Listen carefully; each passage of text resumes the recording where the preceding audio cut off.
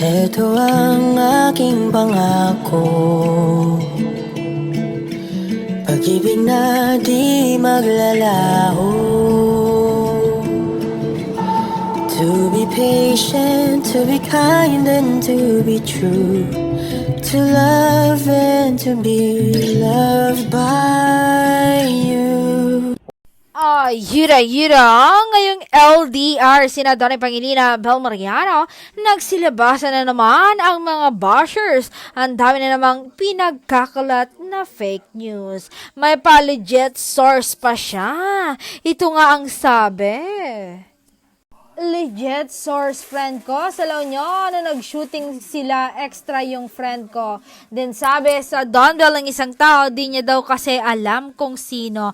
Ang sabi, maging sweet kayo, madaming tao. Yan ang naalala ko lang kasi lumabas ka sa feed ko, shinare ko lang.